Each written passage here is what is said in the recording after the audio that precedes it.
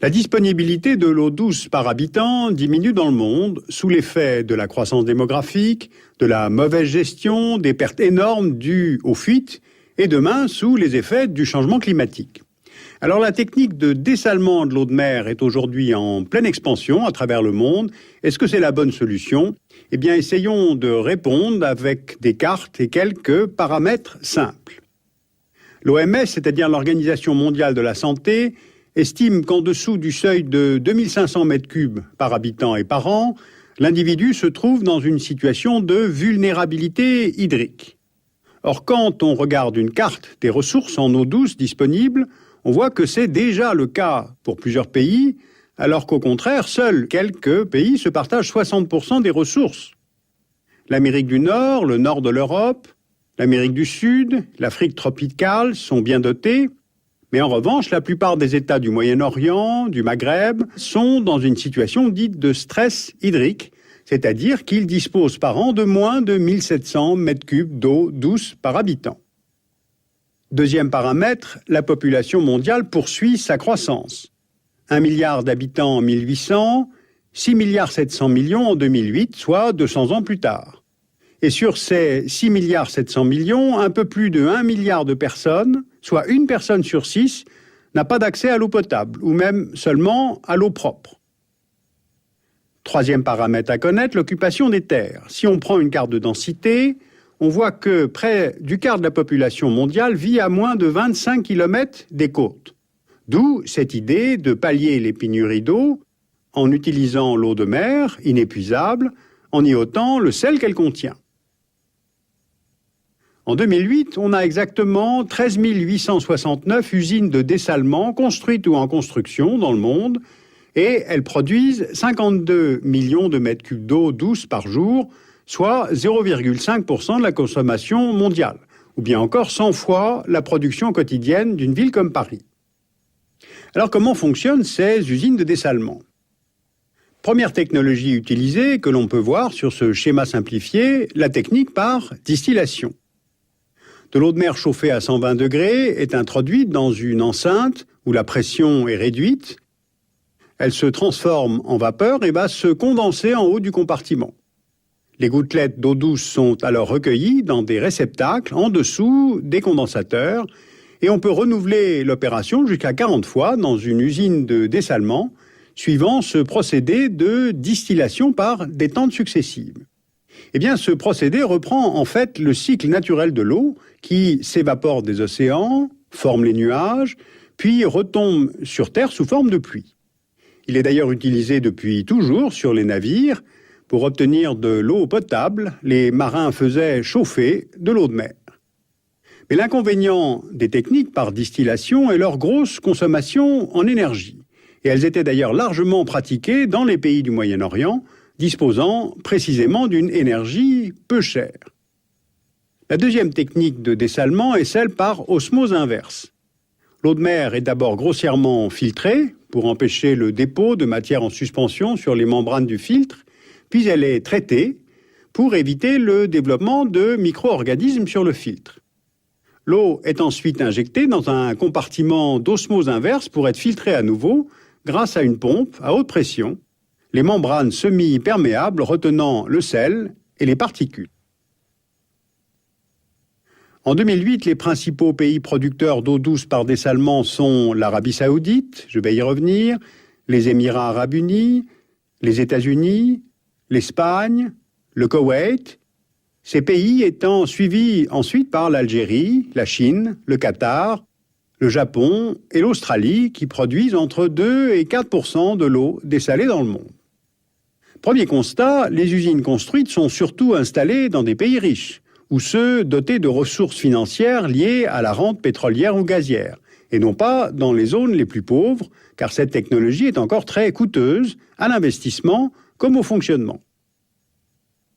Par exemple, 1 mètre cube d'eau obtenu par le procédé d'osmose inverse coûte entre 40 et 80 centimes d'euros. Par la technique de distillation thermique, jusqu'à presque 2 euros le mètre cube, soit 2 à 3 fois plus cher que le prix de revient d'un mètre cube obtenu à partir de l'eau de surface. Deuxième constat, la technique de l'osmose inverse, qui est moins consommatrice en énergie, réduit les coûts de production, donc favorise la diffusion planétaire de cette technique. Aujourd'hui, près de 60% de l'eau est dessalée selon cette technique, et au total, en 2007, la production d'eau douce venant de la mer a doublé par rapport à l'an 2000. Et elle devrait encore être multipliée par 2 d'ici 2016 et atteindre plus de 109 millions de mètres cubes par jour, soit 50 fois ce que la région parisienne consomme quotidiennement. Certains États, comme l'Arabie saoudite, la Chine, l'Espagne ou l'Algérie, s'appuient de plus en plus sur cette technique d'osmose inverse du dessalement pour garantir leur approvisionnement en eau douce.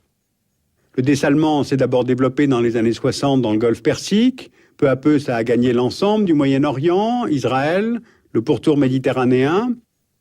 Et aujourd'hui, il s'est développé aux États-Unis, en Inde, en Chine, au Japon, en Corée du Sud, en Australie. Et que ce soit en Californie, en Australie, en Israël ou en Espagne, la construction de ces usines répond à la lutte contre les pénuries et la sécheresse récurrente. Par exemple, l'Espagne a lancé un grand programme de dessalement pour répondre à ces problèmes de sécheresse, sauf que 22% de l'eau dessalée en Espagne est destinée à l'agriculture. Regardons maintenant plus en détail le cas de l'Arabie saoudite. L'Arabie saoudite est le premier producteur d'eau dessalée dans le monde. Le pays est situé en zone désertique, dispose de peu d'eau de surface, sauf dans la région de l'Assir. Ses nappes phréatiques sont presque arrivées à épuisement. Donc le royaume a construit une trentaine d'usines de dessalement, dont on voit ici les principales dans le pays. Elles sont installées le long des côtes. Ces usines couvrent presque la moitié des besoins en eau du pays pour l'usage domestique et urbain. La capitale, Riyad, est alimentée à 50% grâce à cette eau produite par dessalement, notamment par l'usine de Jubail. Une autre usine, intégrée à la centrale thermique de Shoaïba, sur la mer Rouge, est dans sa phase finale de construction. Elle sera capable de produire 900 000 m3 par jour. Donc le dessalement est devenu une nécessité vitale pour le pays, mais cela augmente d'autant le niveau de vulnérabilité de l'Arabie saoudite, tant la dépendance au dessalement est grande pour alimenter en eau les grandes villes saoudiennes comme Médine, la Mecque, Jeddah ou Riyad. Et on peut évidemment s'empêcher de s'interroger sur ce qui pourrait se passer pour ces villes si ces usines étaient la cible d'attentats. Alors pour conclure, première remarque, cette technologie reste actuellement très coûteuse et les usines construites aujourd'hui ne sont pas installées dans les zones les plus pauvres du globe. Il y a peu de chances que l'industrie du dessalement, qui est actuellement en pleine croissance, prête beaucoup d'attention aux besoins en eau des populations des pays émergents. Deuxième remarque, ces usines consomment beaucoup d'énergie et donc émettent des gaz à effet de serre. Les écosystèmes marins subissent un prélèvement d'eau salée, riche en micro-organismes, qui sont en fait la base de la chaîne alimentaire. Au fond, le problème du dessalement, c'est qu'il risque de marginaliser des solutions moins coûteuses pour les populations et moins agressives pour l'environnement, en laissant de côté les efforts à faire pour une meilleure gestion des ressources en eau. C'est-à-dire pratiquer une agriculture raisonnée, notamment la micro-irrigation par goutte à goutte.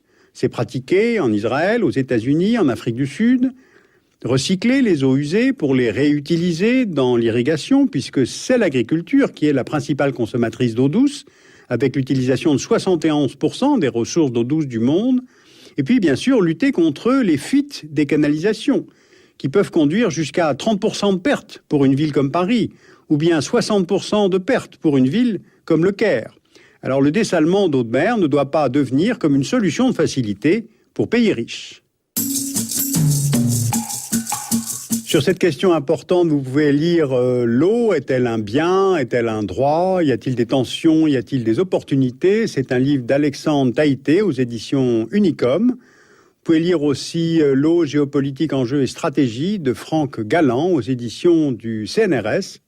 Et puis la revue Maghreb Mashrek publie un numéro sur les batailles de l'eau, plus particulièrement consacré aux enjeux dans le monde arabe. C'est édité en 2008. Vous pouvez retrouver ces titres, mais aussi des ouvrages en langue allemande sur le site du Dessous des cartes, arte.tv.